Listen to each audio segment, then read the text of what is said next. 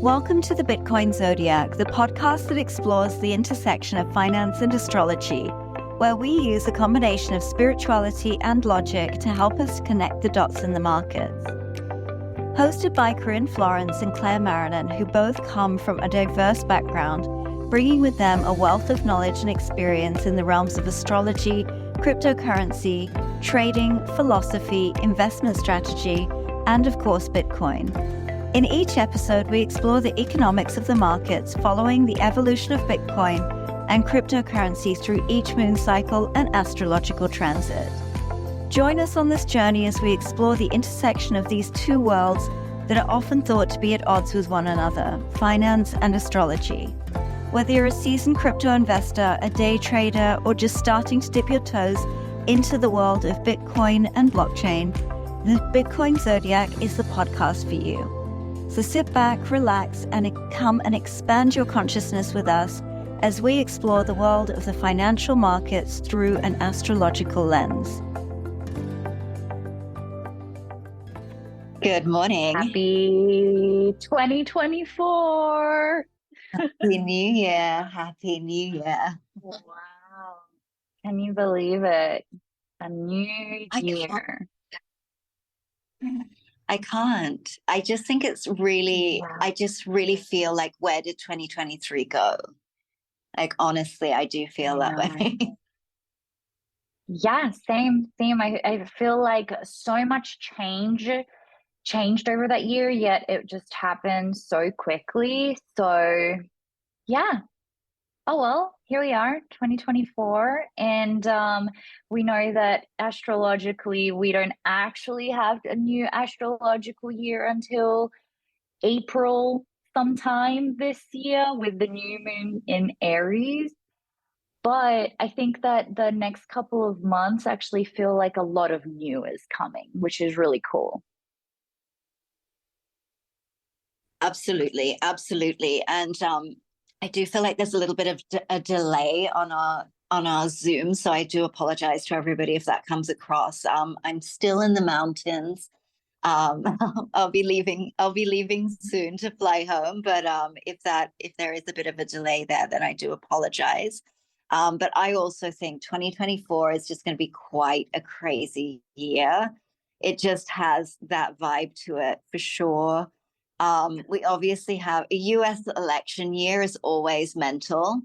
But we also have 40 countries this year having major elections. So it's really a transitory year into politically and things like that. And I think it's already off to a bit of a crazy start. Oh my gosh. The start has been, please list them, because before we got onto recording, you listed them so beautifully. Already just let's start off 2024 with a bang, with everything that's already happened so far, Claire.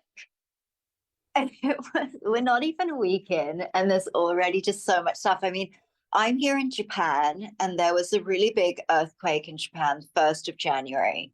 So fortunately, the area that I'm in, up in the Secco in the mountains, we weren't affected at all. But a lot of areas in Japan were out of power, homes destroyed, all of those sorts of things.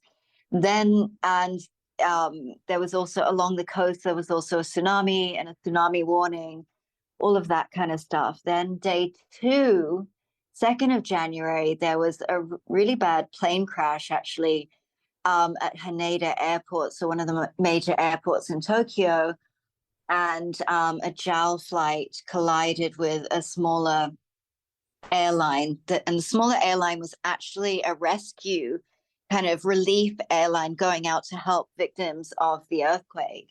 And sadly, 5 people died in that plane collision. So it was really terrible.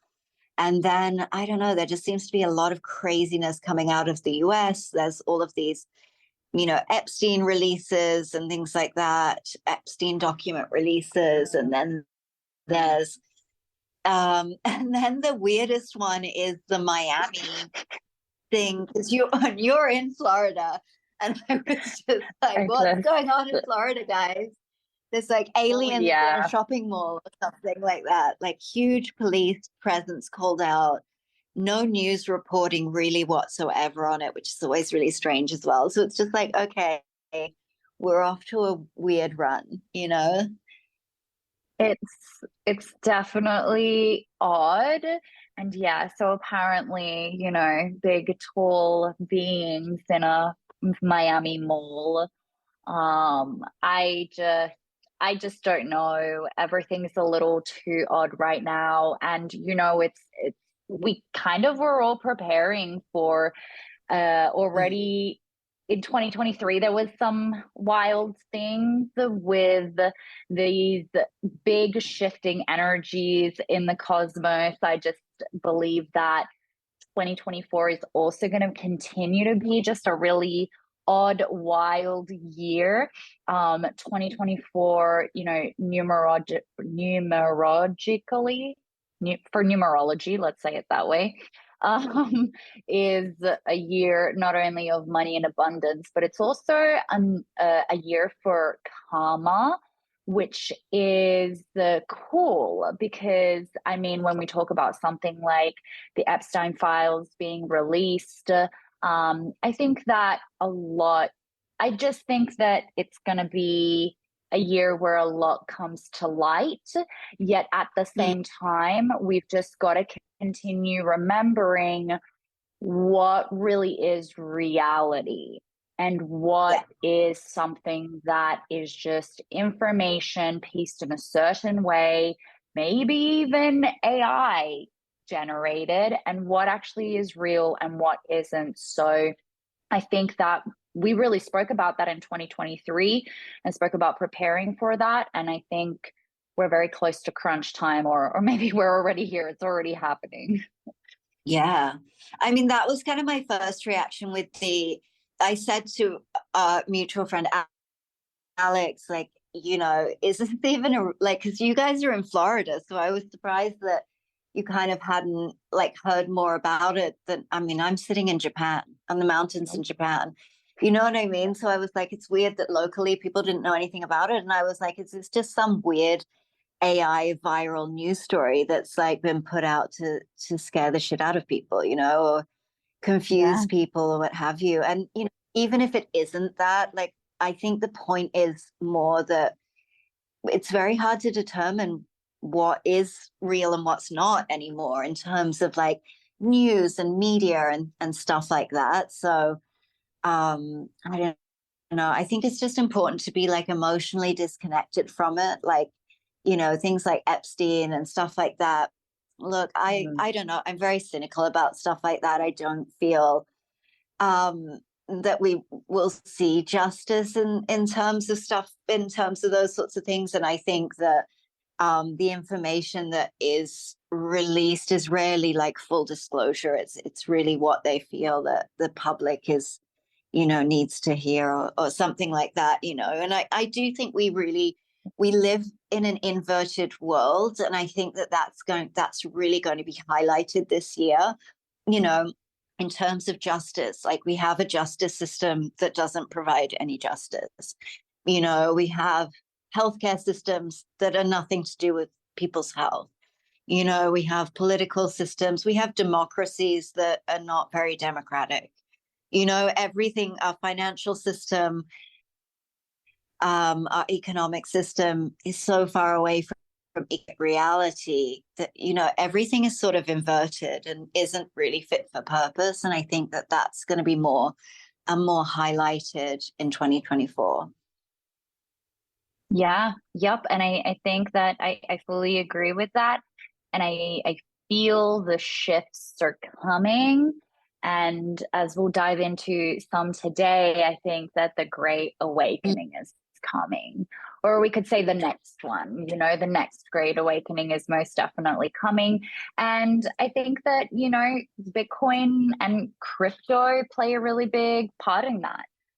I 100%. feel like this year, more and more people are starting to awaken and to see how we can potentially change our current economic and financial systems to something that is new, that provides a new solution for the greater, I was about to say the greater good. I mean, I obviously have mixed feelings about that, but it's most definitely for a step forward. And then we obviously have to see how everything will play out and how these new tools are used. Yeah, I think I think our desire to label everything good and bad and have things so black and white, it's generally our downfall, like in our personal lives and in our, in other things as well, in like our political systems or whatever. And again, like the Epstein files, there are a lot of people in there that were did awful things, and they also did good, things, right? These people that people thought were something and were actually probably something else. That's very confusing for people, because we want to be like, well, that person's good and that person's bad, and not recognize that, well, actually that person's really bad, but they happen to do some good things. Or, those, too much, it's too black and white, it's too reductive. And I think even in the evolution and the transition, and crypto is obviously going to play a huge part in this, there's also light and dark and many shades of gray within that transition as well. And I think we just need to be aware of that. Yeah. Yep. I love that. That's very, very true. And not everything is black and white. And I do agree that we're going to start seeing more and more of us shift into that way of thinking, believing, and understanding, rather than constantly having the good and bad, but rather it's a mix. It's a duality of everything, right? And I think also we can kind of reflect just a little bit on the past full moon that we had in Cancer, and how that all played out. We did see that pullback on the day of the full moon, and this is talking obviously now specifically for Bitcoin. We did see that pullback, but still, just overall, we saw some just volatility again around that, just that whole period, because of that Mercury retrograde. And it was really cool to see Bitcoin take off and break above those previous highs of 2023 as we came into the new year, but really, coming out of just at the end of Mercury retrograde. I do feel like that was, I don't want to say that was it, but I feel like that was just the break that we were looking for. And now I'm very interested to see what is going to happen as we approach this new moon in Capricorn, which is on the 11th of January. But of course, right before that, the day before, is this looming deadline for the spot Bitcoin ETFs on the 10th of January. So do you want to talk a little bit first about this new moon in Capricorn in general before I dive into some Bitcoin? Sure, because I think a lot of the volatility is around the ETFs and things like that, and people trying to preempt all of that kind of stuff. And so I am really glad that we're out of Mercury retrograde, and so that there is a little more clarity in terms of communication, because obviously Mercury retrograde always leads to confusion in communication. And so I think that it's good that we have some clarity towards that. But we'll talk about the ETFs a little bit later. And we have this new moon in Capricorn in Bitcoin's 6th house. So that's really about the way Bitcoin does business. And, Bitcoin, by the way, happy birthday, Bitcoin, for a couple of days ago. We're filming this. We're recording this on the 6th. And happy birthday, Bitcoin, for the 3rd. We did 15. Teenager. But wow. And so the Bitcoin is a Capricorn. Obviously, very much this energy is very much aligned with Bitcoin's purpose. and in the sixth house, the way that Bitcoin does business. And I do feel that very much Capricorn energy of the way Bitcoin does things. It has that very much that Capricorn energy. And, you know, it's the first new moon of the year. So it's really a time to like establish the foundation for aspirations, for our aspirations for this new year. So we have the Sagittarius new moon. Previous new moon was the Sagittarius new moon, which was really a time to start expanding, start dreaming big. And then this new moon in Capricorn is really about setting those intentions to make it happen. So Capricorn is an earth sign. It's associated with structure, practicality, discipline, and ambition. So I really see, you know, Bitcoin in that description, and the way that Bitcoin operates in that kind of description with structure, practicality, discipline, and ambition. Capricorn is ruled by Saturn, so the planet of structure, responsibility, and also long-term planning, long-term thinking.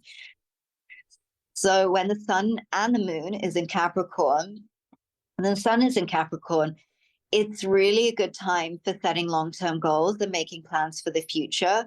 And the new moon is a time of meaning, planting seeds, setting intentions. So those really align, you know, at this point. It's a period of potential and new opportunities. So in Capricorn, this new moon is particularly focused on practical and financial goals. So it's a time for planting seeds for future prosperity. But the shadow side of Capricorn can be quite stubborn, and stubborn is the best way to say it, actually. So really being aware that like flexibility is really important, and just being flexible with your intentions, like your goals and your, you know, what you want to accomplish this year is an ever evolving process. And so let it be flexible and let it be shaped, you know, as you move forward. You know, you can shift and shape and alter these intentions as you progress. So really to be able to sort of counterbalance that kind of Capricorn energy is to be able to focus and concentrate on the feelings that you wish to cultivate this new year, this coming year. So when you align with how you want to feel, like we all have goals and things that we want to accomplish this year, but when you really lean into like, why do I want to accomplish these things? Like, it's really about the feeling, like, who am I going to be? How am I going to feel? It's really not about the thing. It's really about how you're going to feel and how you're going to show up in the world. So when you sort of focus on that, then the details will kind of like naturally align, you know, to that, and will naturally present themselves and become clear. So in the financial markets, I think this period, you know, Capricorn can be quite conservative financially. So we may see people be conservative, but I think what the Capricorn energy that will really come through in the Bitcoin markets, and we're talking about ETFs and things like that as well, is really the strategic approach to investments. People are really becoming, not just people, institutions are really becoming strategic about their approach to Bitcoin. So and really looking at long-term growth, like long-term prospects for Bitcoin, rather than just short-term quick gains. Like that's more the focus. So focusing on the long-term potential of Bitcoin and other cryptocurrencies, and being very strategic on how you approach the Bitcoin market in these times. I love that. I actually really agree with like, I think, and I feel and I see that kind of this like easy money being made through crypto is done. Like, so I really feel that energy. I mean, that's not to say that there's more to be made, absolutely, but just like kind of this idea of very easy money, you know, millionaires popping overnight immediately with crypto. Like, I don't see that anymore. I do feel like a lot of that Capricorn energy that you just spoke about really is coming into crypto, which obviously has its pros and cons. Even here, we don't want to just look at the good and the bad. It's just different. But I really do feel that coming in as well. And really looking specifically at Bitcoin around this new moon, you know, like you said, it's happening in the sixth house, which is about how it does business. And that we can obviously kind of associate with this whole ETF scenario.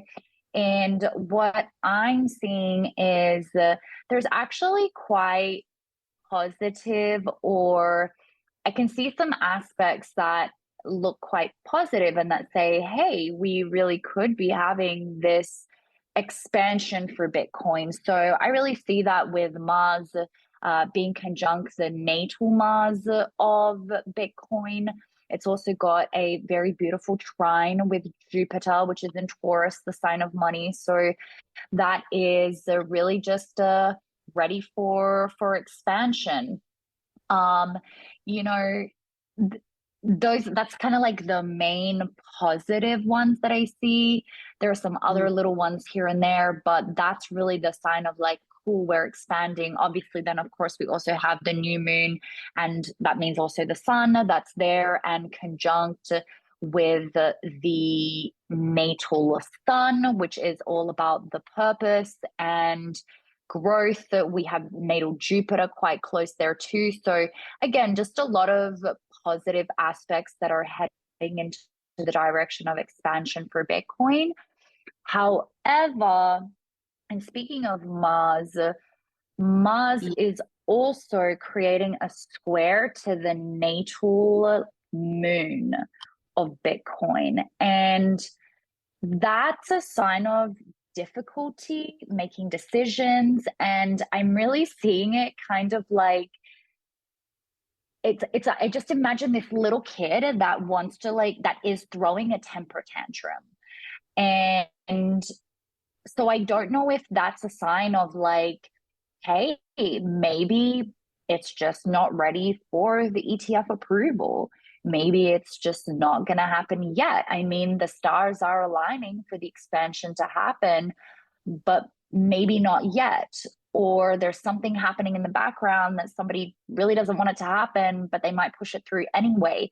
I don't know. Like when I really look at the astrology, I do lean towards seeing, yep, it's favorable for an approval, but not 100%. Like I still feel like there's maybe like a 20-30% chance that this just might not happen yet. So these tough decisions, whoever needs to make them, I'm sure they're making them in the background. And remember, this is a new moon. Typically, what we do see around a new moon is local tops.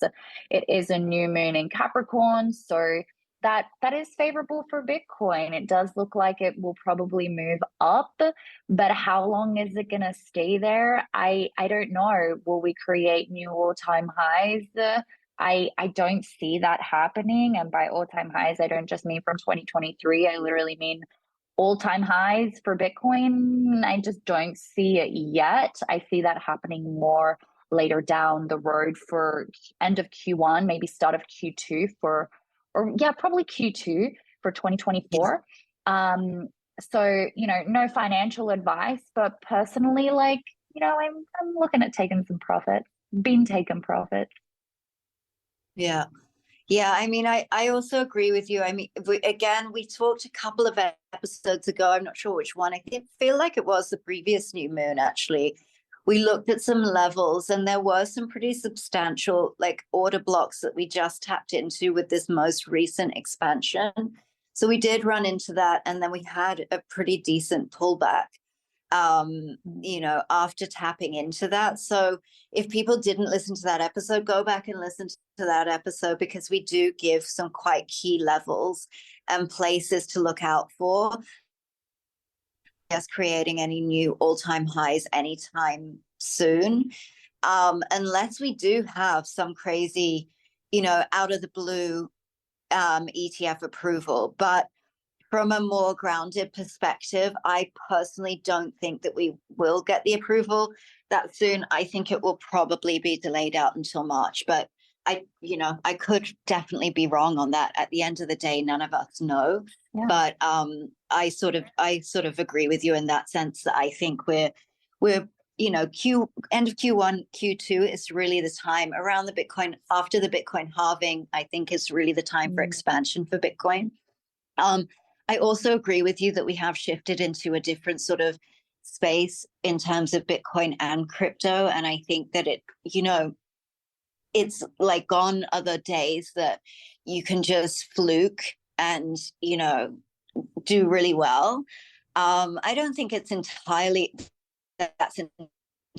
over, but I think that having some structure and knowing what you're doing is really going to be important in this bull run. And I think people are going to notice that much more than in previous bull runs, because previously you could just throw money at anything and it would go up. And really the only skill that you needed to have was to be able to get out of it at a decent time.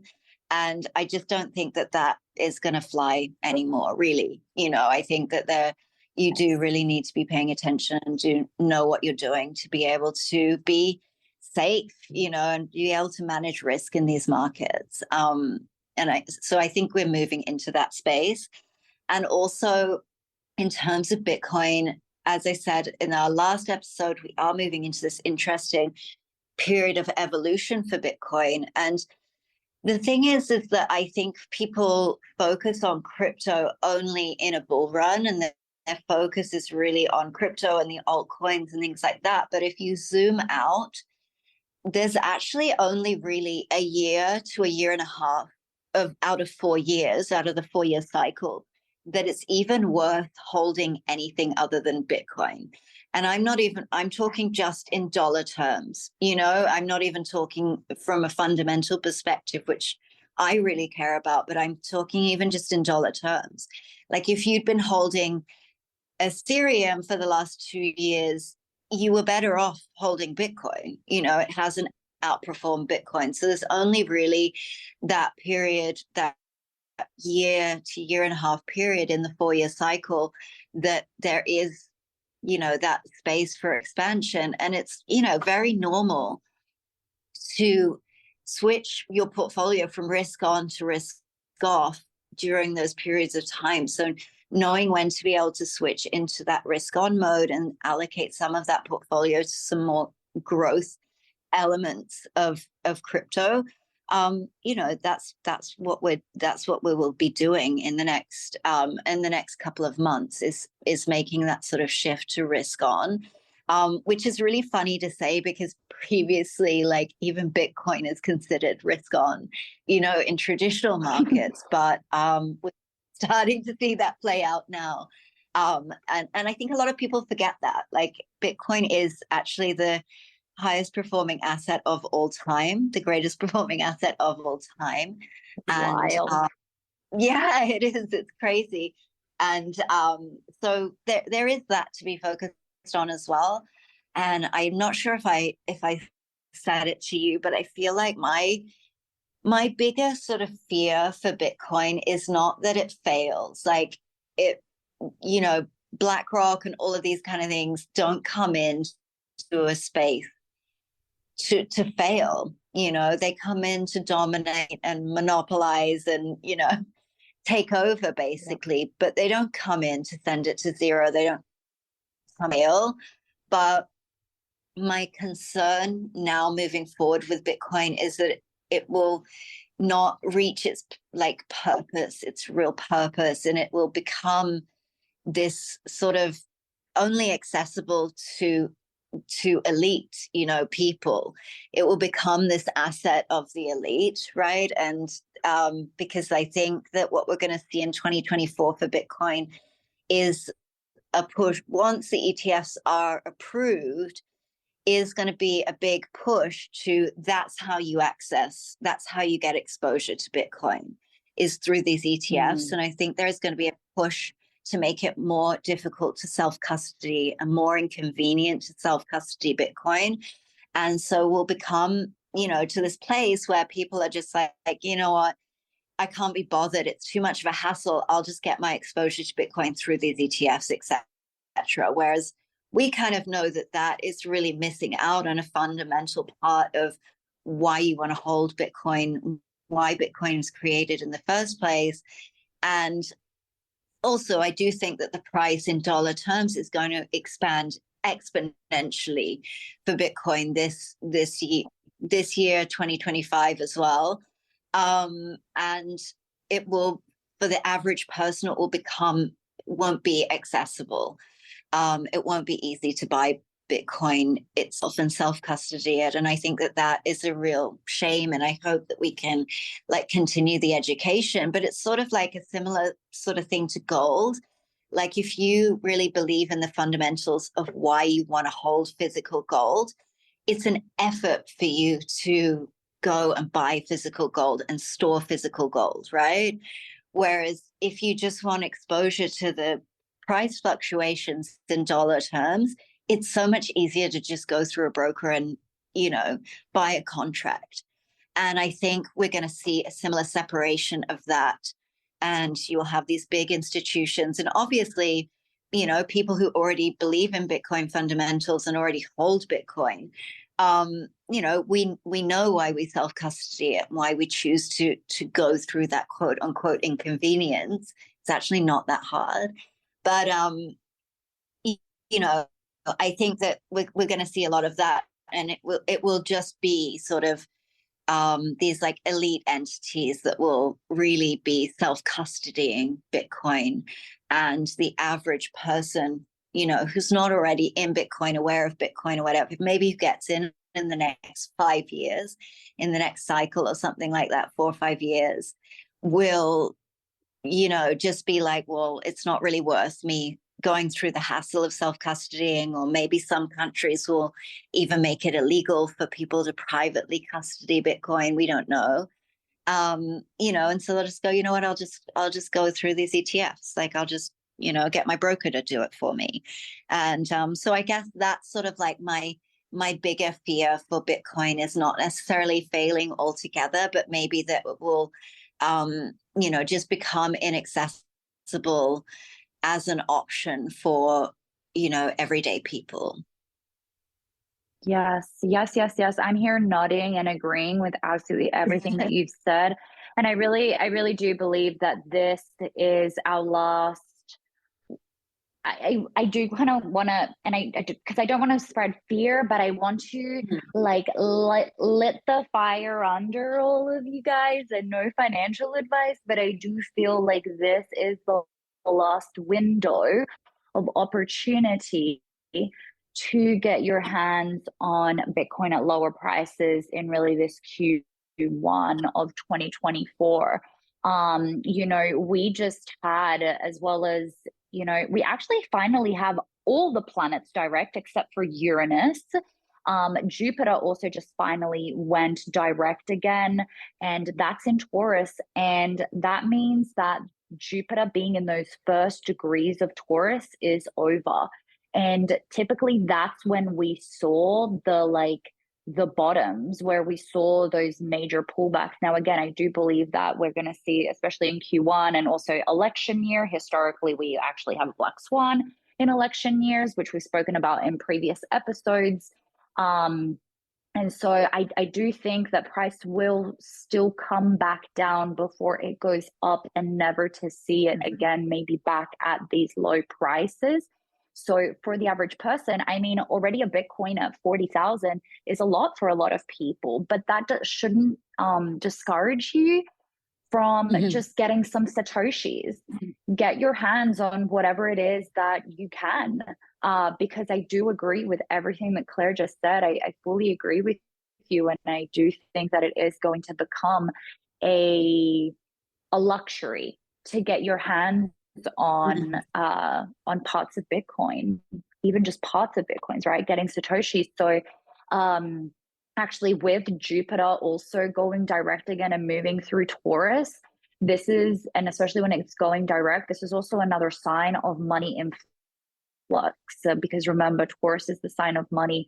Jupiter is the planet of expansion. And so I do see this as another influx of printing coming on up.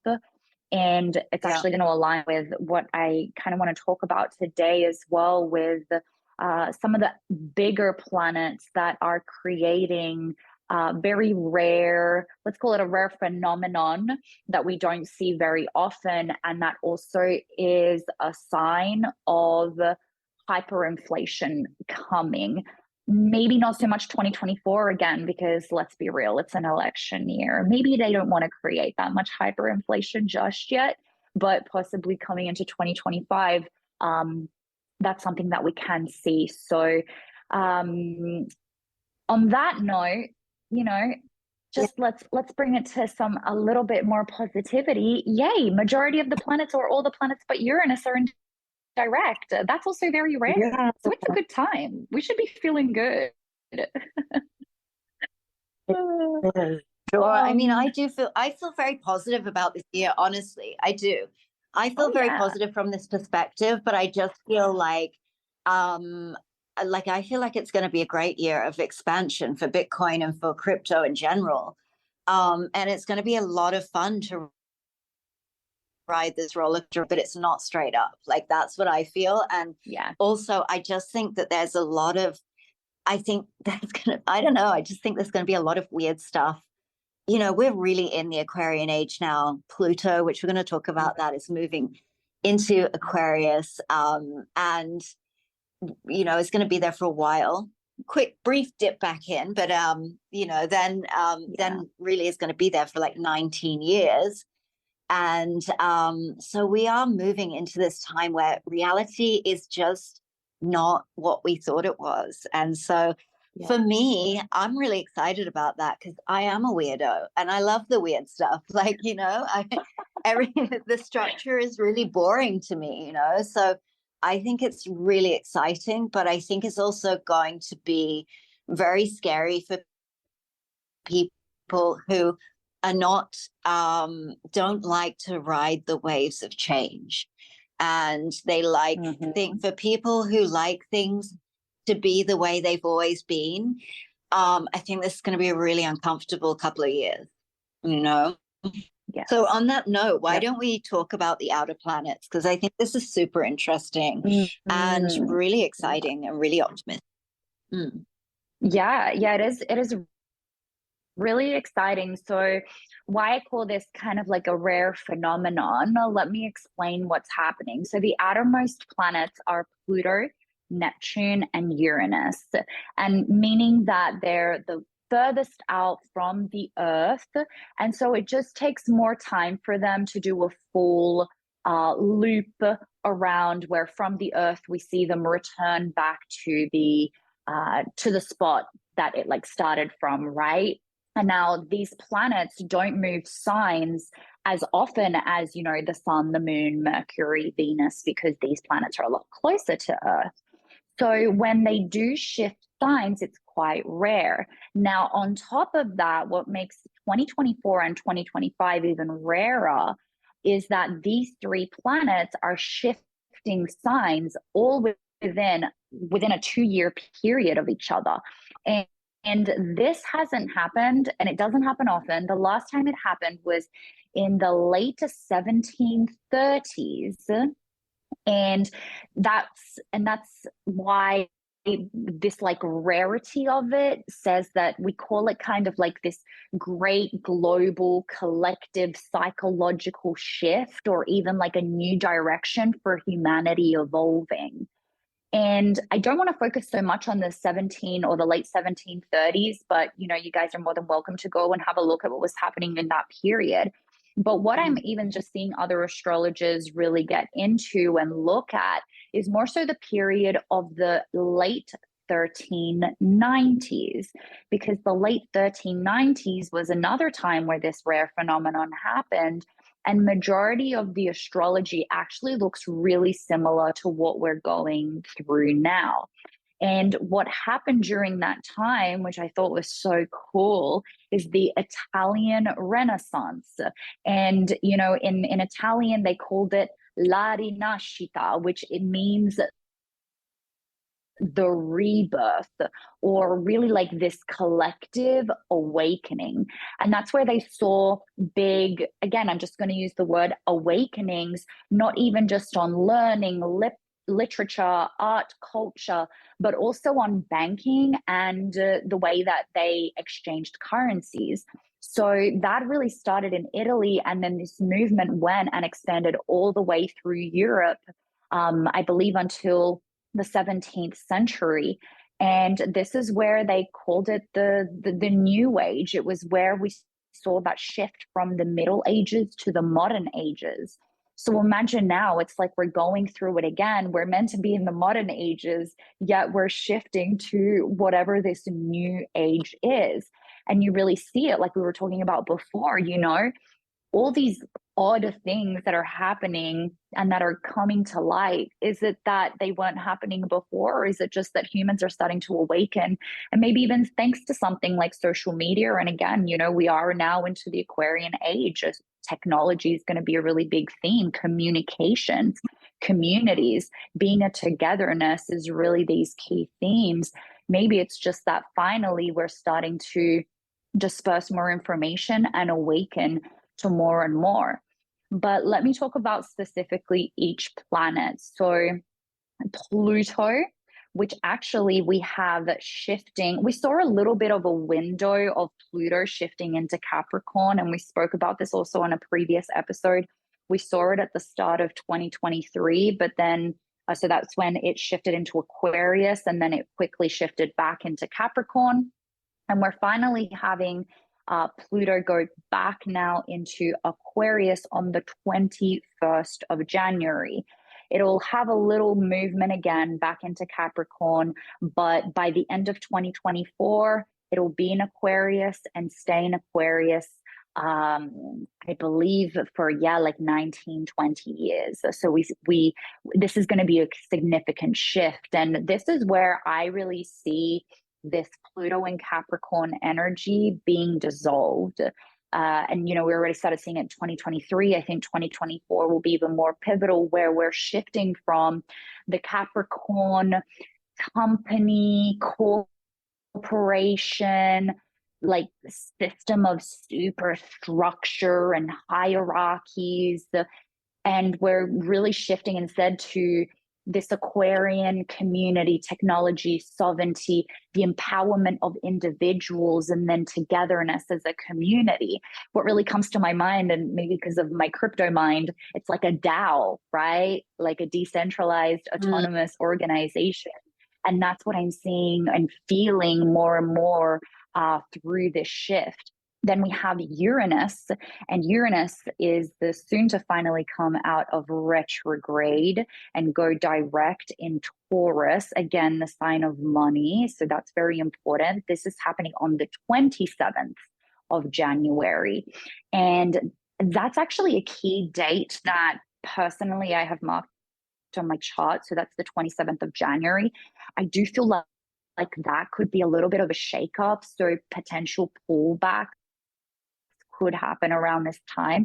Again, I repeat, I think because of Jupiter and what I was mentioning before about Jupiter already having passed those first degrees in Taurus, I don't think we're going to see Bitcoin drop again below, that last low around 15K. I feel like the bottom's in. However, there still is potential for pullbacks.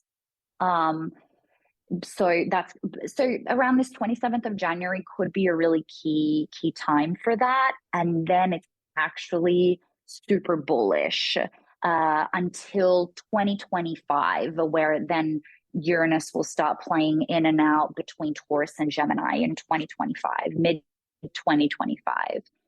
And then last but not least, we have Neptune, which has been moving constantly through Pisces. And what's so funny about Neptune in Pisces is because this whole Miami with the aliens, I'm like, oh, this is such a representation of Neptune in Pisces. But again, this is a sign of be careful, like pay attention to what's reality and what's not. Not saying that it's not real, because I just don't know, guys.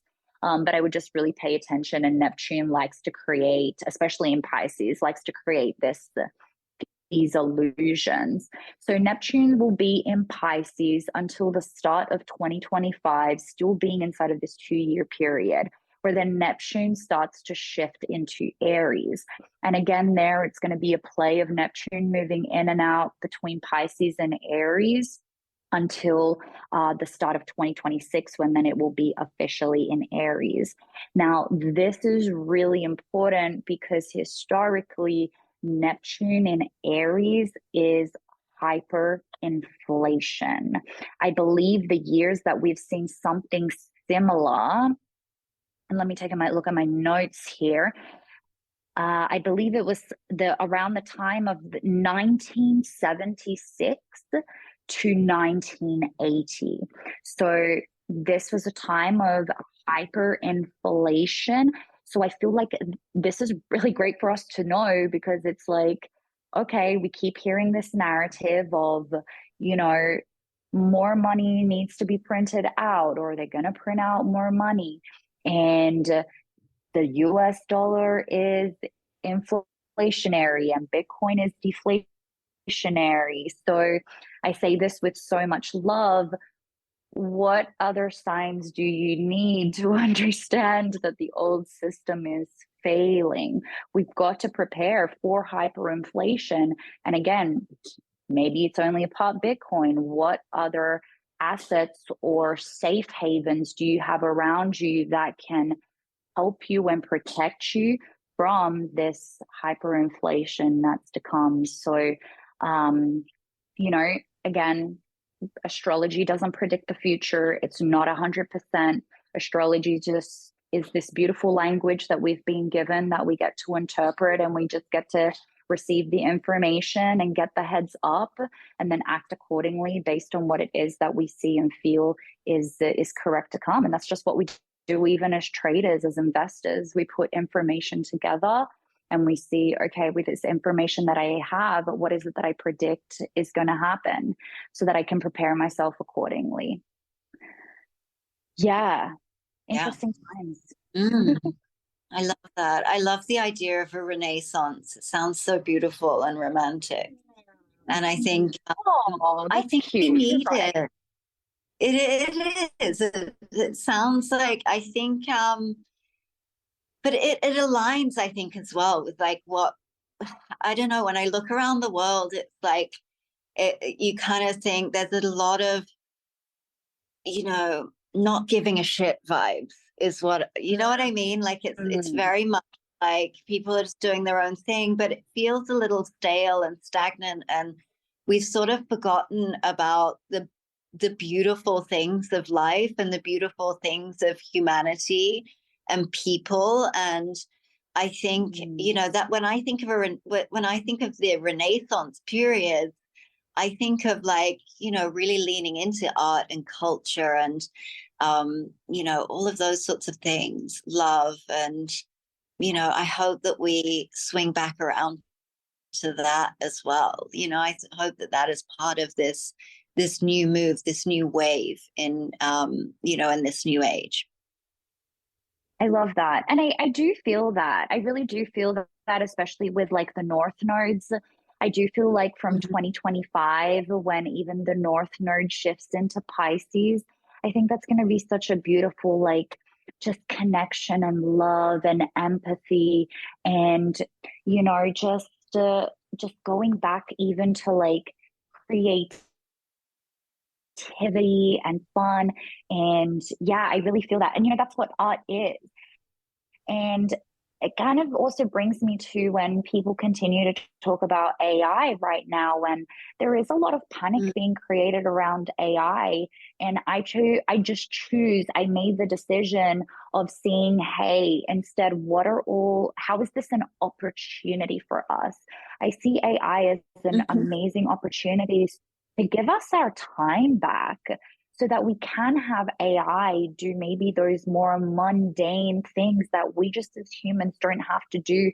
And we get to shift into our higher faculties, that we get to maybe go back into writing and using our creativity with paintings and drawings. And like, it's like every time I travel to these older countries, it's like every time I go to Italy and I just see the architecture and I'm like, this is so beautiful. The hundreds of years that it took them to create this beautiful art, or like the buildings. And then I do come to countries like America or Australia, and I'm like, everything is a box. Like, you wanted to just create it quickly and make a buck out of it. But where is that like art and beauty? And I choose to believe that we are going to have more time to, and maybe it's going to look different, but we do get to have this new period of, like you said, just creativity and love and fun and higher faculties that us human beings have. Yeah, I think, I've always sort of felt that with AI. Like, obviously there is a dark side. There definitely is a dark side to it.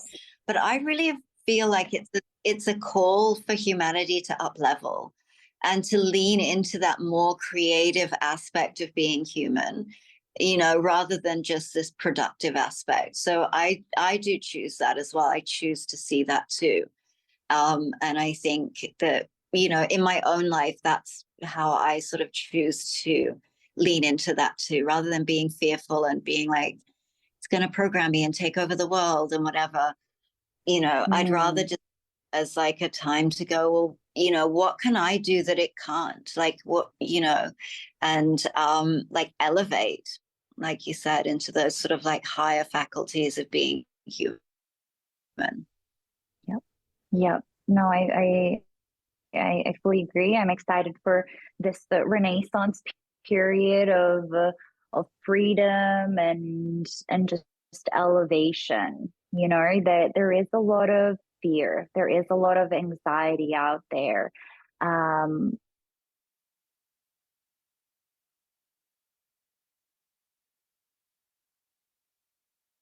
Just looking at duality, and that there's different sides to it, and I really believe that it's just like you get to choose, and we get to choose as we shift through the collective awakening.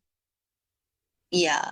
And it's also a really good indicator, like, your emotions and your feelings are information. You know what I mean? Like, that's giving you information. So if anybody listening is, finds themselves in a place of fear around certain things, and that's like really good information for you to be like, why am I fearful? Like, what is it exactly that I feel that this represents that's making me fearful? And how can I shift out of that into a space of love and grace, and, really like transmute that fearful energy and shift up the scale of consciousness to find sort of a higher vibration of energy as well, and exist at that place. Because I do think that there are kind of, dark entities that aim to keep humanity in those lower vibrational emotions of fear and greed and anger and death, that kind of stuff. So it is up to us. It is a choice. Like in the Bible, it says choose joy. And I always thought that scripture was like ridiculous. I was like, oh, that's great. I'll just choose joy. Like, you know what I mean? But it's actually a command, like, it's like, well, great. Obviously, if I could do that. But it is actually a command. It's like, no, every day you wake up and you go, I'm going to choose joy over fear. I'm going to choose love over fear. And it's a choice that we can make, Yes. Yeah, it's I'm I I'm gonna add this here because lately, my husband and I have been reading every morning Proverbs. And we Mm. chose to read Proverbs because it's all about wisdom. And I was a little thrown off at first because it spoke about the fear of God and fearing God. And I really sat with that. And I was like, you know what this is saying? It's not that we need to fear God, but we've got to step into the fear of anything that we have. Like you just said, Claire, feelings are call to action. So if you fear something, it just means that you don't know about it enough. You know that it's something powerful, and if you don't know it, then you need to step into knowledge, you need to step into wisdom. And I feel like it aligns so much with this age. Like a lot of people are scared of Bitcoin, of crypto. Yeah, probably because they know that it has a lot of power. So it's about, okay, don't stay in the fear, step into that call of action and step into going and learning about it and becoming understanding with it so that you can step away from that low vibration of the fear and step into the joy, the abundance, the happiness, the gratitude, those higher frequencies. Because I felt like that was really what it was talking about. When you fear God, it just says, cool, I know that He's there. I recognize it and that He's powerful. And I just need to step into knowing and understanding more so that then I can understand at the end of the day, He's love. Mm. And I always read those scriptures, like the fear of God is like, it's like a reverence. It's like reverential fear. It's like respect. It's not like, oh my God, I'm so scared of what you're going to do to me. I'm so terrified. It's more like I have this like healthy respect and reverence for your power. That's what I kind of always read into kind of scriptures. Mm. Yeah, and that's so cool because I think it's also really about defining words. Our languages have been so shifted and changed and shaped, and we believe that certain words have certain types of feelings and emotions behind it. But when you actually go look at then the real definitions, it's different. So I love it because these are all Aquarian age themes. Yeah. As we step out of the Piscean age. So this is perfect. Yeah, about actually going and learning and understanding language. Oh, so cool. I just want to sit here and nerd out all day and just learn everything, Claire. Which is also so Aquarius. And yeah, no, I mean, I love it. I think it's exciting. And I think that we are just like alive at such a cool time in history that there is this, big shift. Like I was even saying to my mom the other day, even compared to, if you think about it, like when we were kids, how different the world was then. Like we didn't grow up with smartphones or anything like that, and you can say it's good or bad, negative, positive, whatever. But the fact is, it is, and it is different. And, that's quite a short amount of time to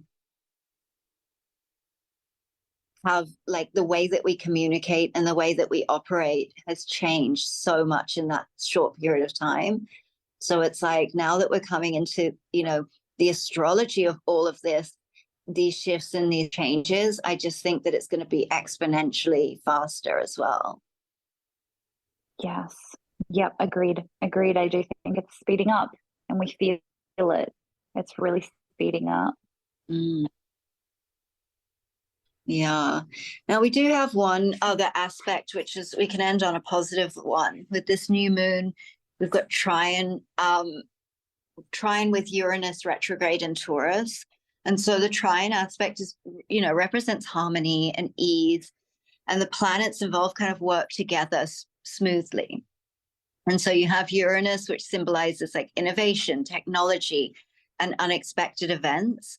And when it's in retrograde, these energies turn inward, sparking internal changes and revelations.